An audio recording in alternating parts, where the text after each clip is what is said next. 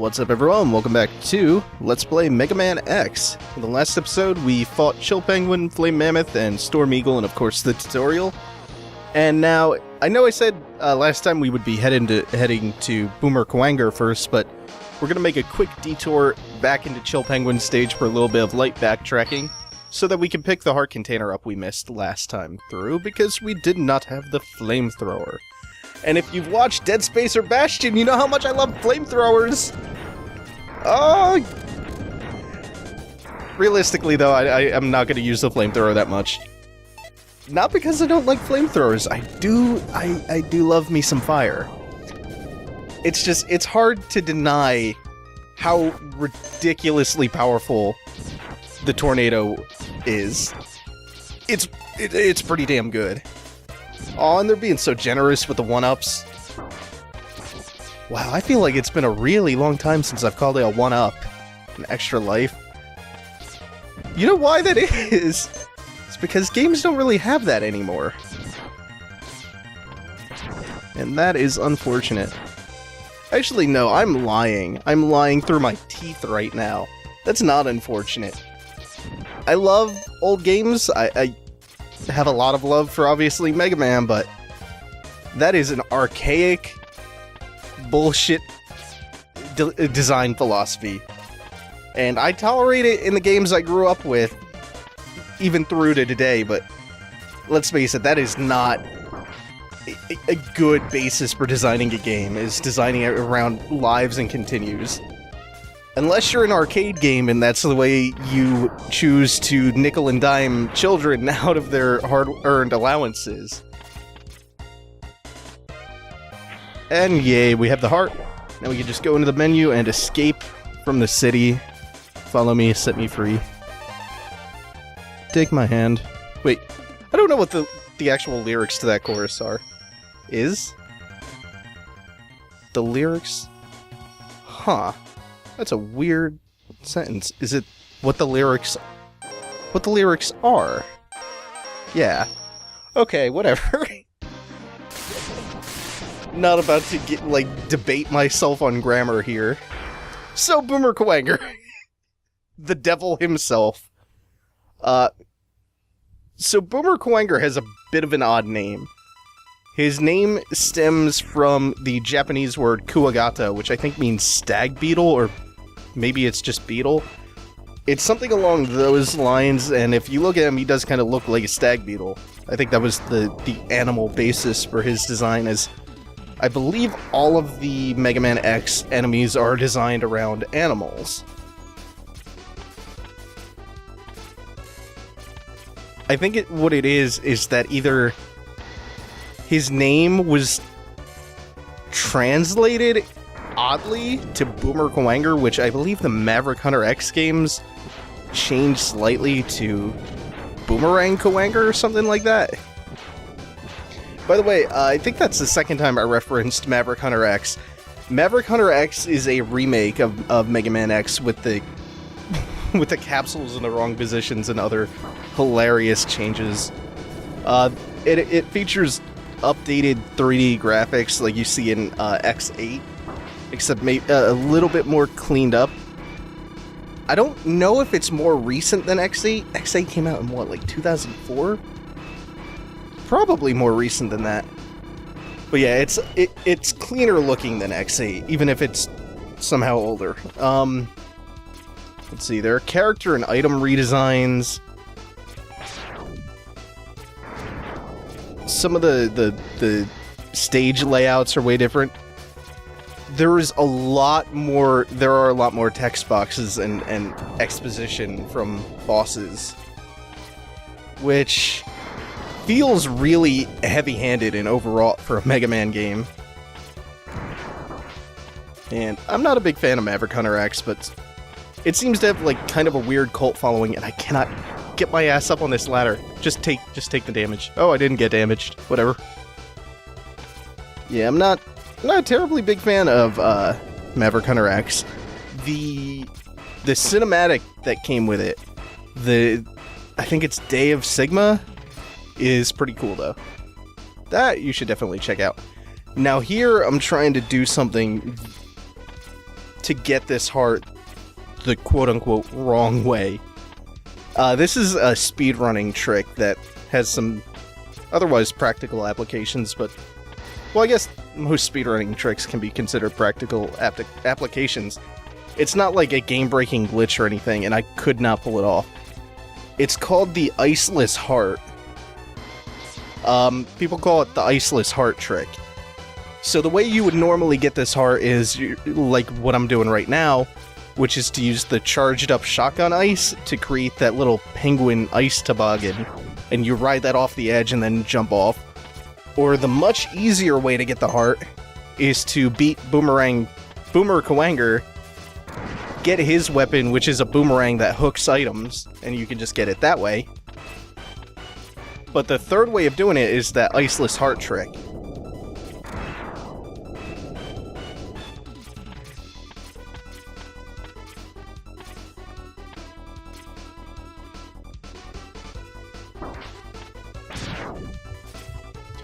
And the reason it works is because wall jumping works in kind of a weird way.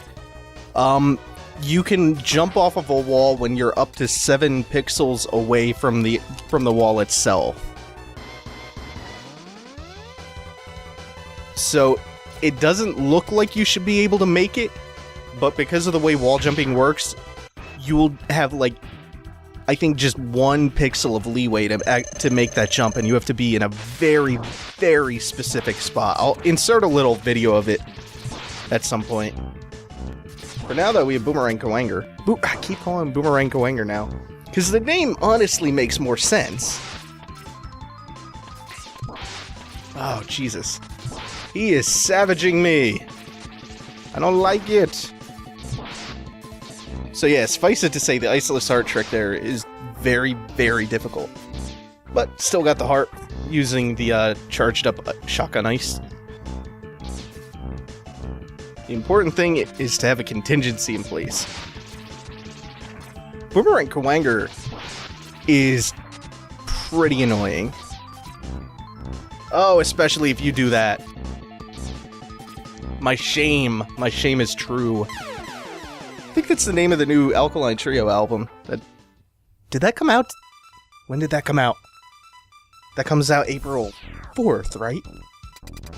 I have to see if Epitaph put that up, because they did that with Bad Religion's new album, True North. They put True North up on YouTube like a week before it came out. It's pretty nice. Man, now I want to finish recording so I can go see if the new Alkaline Trio album's up. Oh, don't throw me not Boomerang Kuwanger. Don't throw me Double Man. Oh, God. He's like Dracula from Castlevania 1. Except with more frequent teleporting. Oh, God. I'm being in the wrong position. Yeah, it's fine. It's fine.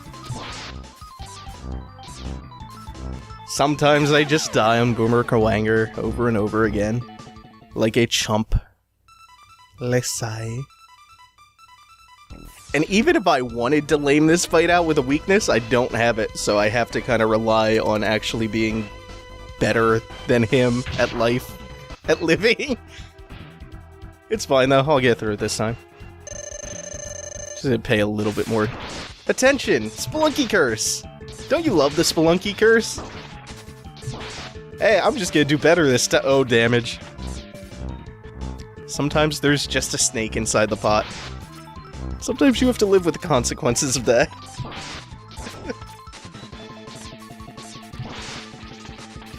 Oh right, did I say I was gonna explain something this episode? I don't remember. Oh, okay, I remember. I was gonna save it for Armadillo. I'm just gonna keep my secrets until then. Oh, I'm having a good time though. Boomer Kuwanger is going much more smoothly this time. I'm getting the hits off when he fades back in. You have a pretty small window of time to do that. But sometimes I just dash into him when he fades in, which is unfortunate. It happened a lot the second time. Oh jeez, almost happened that time. Almost jumped into him. It's okay though. They did not give me much leeway with dodging that. Always gonna be in the corner.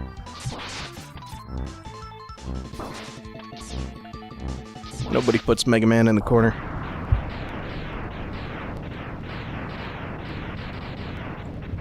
Yay, so now we've beaten the the Maverick Hunter X discussion and Boomer Kuwanger.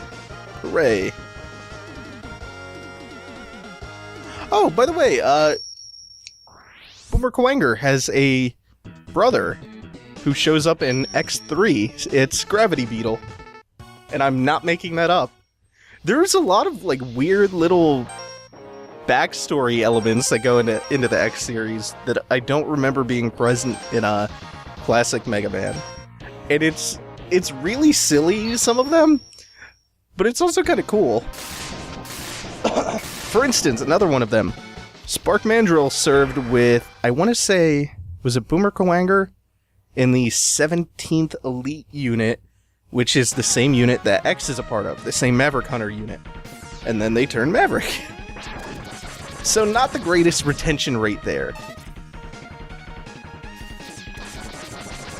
It's saying something when 2 out of your 3 known members were soldiers, or however they classify these people, or these robots, defect on you. And that's just the ones we know of. Oh, and you saw the sub-tank there. Yeah, you just have to get Boomer Kuwanger's boomerang weapon and jump and shoot it. And then it'll arc down instead of going up when you're standing. Oh, and another one of the stage changes that I was mentioning in the last episode. When you defeat Storm Eagle before coming to Spark Mandrill stage, you notice that it's kind of dim here. And right here where you're seeing the fireflies, it's supposed to be dim. The previous part is not supposed to be like that. But apparently Storm Eagle's been paying Spark Mandrill's electric bills. So with him out of the way, Spark Mandrill, he's getting a feud with the bill collectors. It's okay though, because we're gonna settle that. Oh, I know I said that I wasn't gonna be using weaknesses the first time I fought the bosses. I didn't say anything about mini-bosses. I hate this guy. I hate him so much. And luckily, he just happens to take a ton of damage from the tornado. As if the tornado wasn't useful enough, it wrecks that mini-boss. It demolishes him. I think the flamethrower also does a fair bit to him. But it's kind of hard to beat the tornado. The thing that makes it so good is that it hangs... 1, it does a lot of damage. 2, it hangs around, so you usually get to hit once if you shoot it from point blank. And then once anything recovers from their little invulnerability period, assuming they even have that, it hits again. Or it hits as many times as it can before it starts to travel. Which is quite a lot.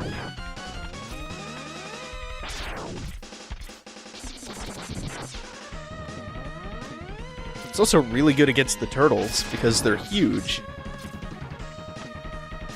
I almost always forget about this heart. Almost always.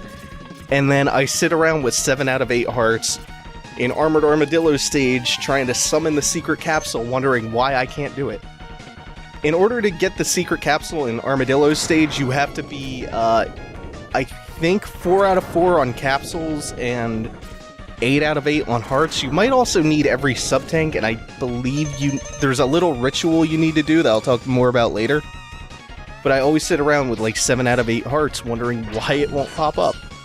And then I go back to Spark Mandrill stage and feel bad about myself for forgetting about that for the, I don't know, 150th time? Luckily, I did not forget that here. Also,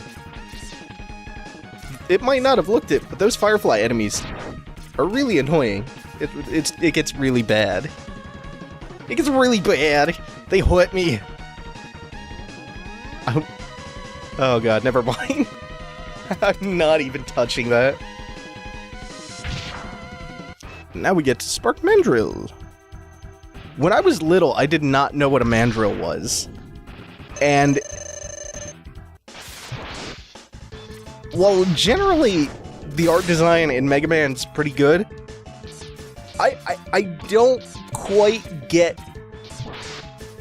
some kind of ape from this creature. I mean, now that I know what a MANDRILL is, I can see it. Like, I can see it especially in the eyes and, you know, the swinging around. But otherwise, it kind of looks like he's wearing a monocle. Like he's just a really bulky, dapper humanoid creature. Like some kind of refined thug who also wears tires for shoulder pads. Well, that's what? 4 down? Yeah, 4 down. No! 5 down! Damn it! I was so proud! I was so proud for not remembering something. Oh, that pains me. Oh well.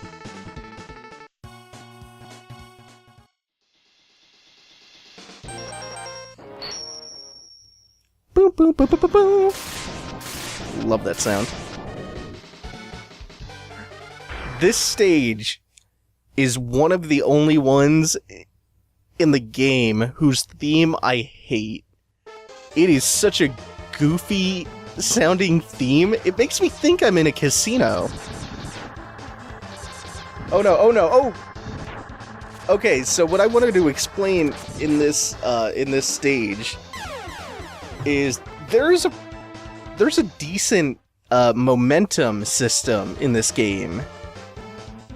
And so when you're riding the minecart here, when it lunges back like it just did, and you jump off of it, it takes the momentum of the minecart into account when you jump. And if I would have jumped at the right time, I would have just shot forward across this area. And the other thing that the momentum does is it affects the number of brain cells I have left. Apparently. Oh. So, what it does to Buster Shots, you notice that I'm killing things way, way faster than I normally would. And that's because it's factoring the momentum into the Buster Shots. So I'm doing way more damage when I have all that speed behind me. And yay, flamethrower time! One of the couple times it gets to be useful. The tornado would probably be just as good here, but hey, flamethrower needs some love. All flamethrowers need love. All flamethrowers need love. And that momentum thing also works when you're dashing. An uncharged Buster Shot while dashing does 2 damage instead of 1. It does the same amount of damage as a half-charged shot, or not half-charged, level 2 shot, the Green Blast. Which is, if you notice, is why I'm jumping around so much, or not jumping, dashing around so much, especially during boss fights. It's because I can fire uncharged shots and do 2 damage a shot. Which is super handy. Again, another trick that I only know from the speedrunning community. And if you ever want to check...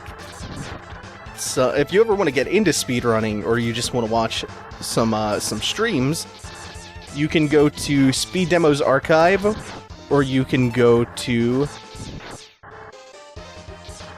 Speedruns Live, and I'll put links to both of those in the description. Because... And, I mean, they cover way more than just Mega Man. It's not like they're necessarily Mega Man focused, they just have to happen to have some really awesome people who run Mega Man. And of course, they provide a wealth of information about like just tips and tricks, how you get into speedrunning in the first place, and things along those lines. So yeah, check them out. Speed Demos Archive, Speedruns Live. And of course they have links to a lot of their prominent streams, usually on the front page. Now though, Mr. Armadillo.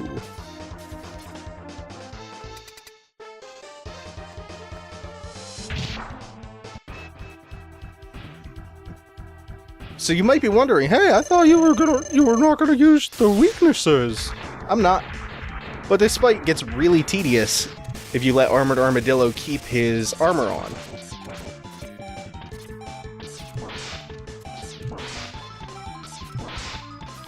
I'm just removing that as an issue.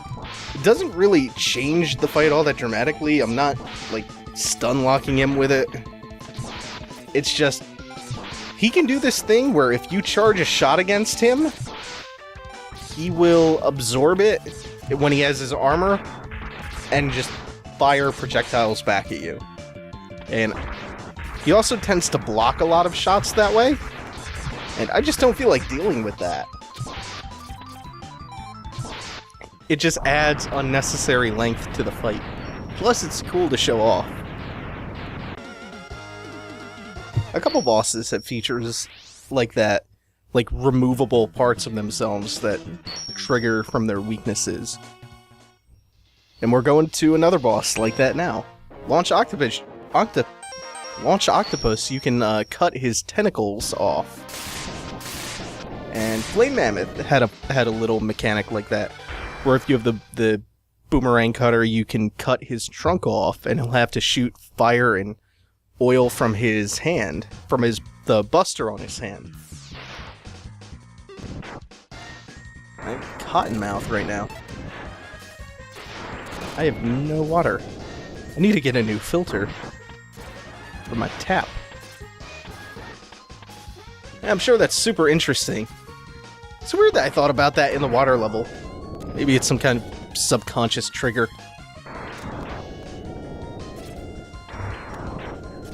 So there's something cool about this level. Or something cool that this level made me remember. Oh, come on, I want the life. I'll take the damage for it. Yeah, why not? It's not like he's gonna kill me if I take damage. Oh, Tornado, I love you so much. So there was a thing called Pro Action Replay back in the game. It was a lot like a Game Genie or Game Shark, if you remember those. It was a little, like a little thing you stuck in the Super Nintendo to activate cheats. And you could also do all sorts of other stuff with it. You could input these Pro Action Replay codes, and you could activate functions that are hidden in the game files but not actually active. For instance, these guys, there are 2 fights that are in the game proper, but there's a third kind of this mini-boss.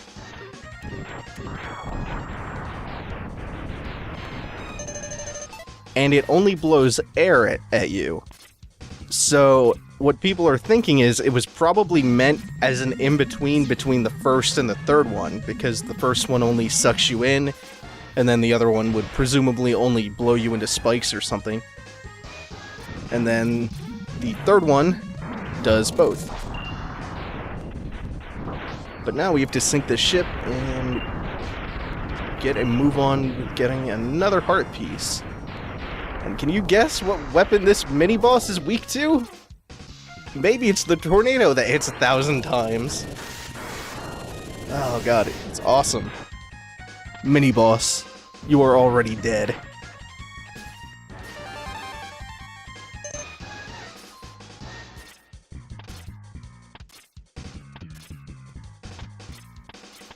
Oh, come on. Don't get stuck. Oh, there we go. I still have this fear to this day that when I run into that spike, it's gonna kill me instantly. Even though it's only like a foreground thing, or a background thing. Though I guess it technically is foreground because I think it's layered over X. I didn't actually look at it.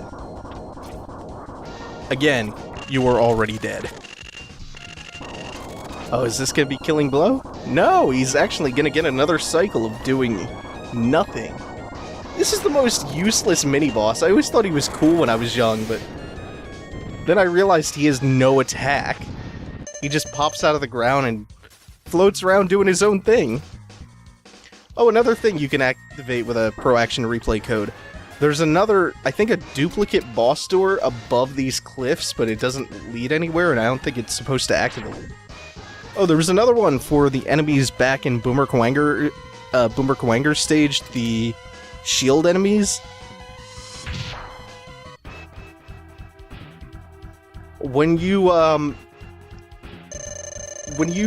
destroy their shields, or rather, there was a way they were designed around their shields being destroyed, and when that happened, they're supposed to jump around short distances, but you can't actually destroy their shields. That AI never actually activates.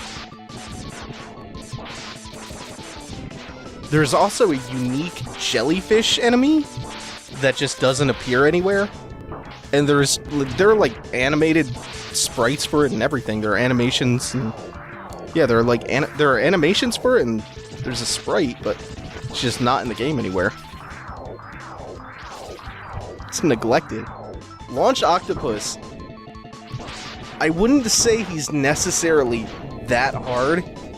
He's hard if you are not going for 100%. If you're going for like no heart tanks or something, he is no heart tanks and no weaknesses. He is very, very difficult.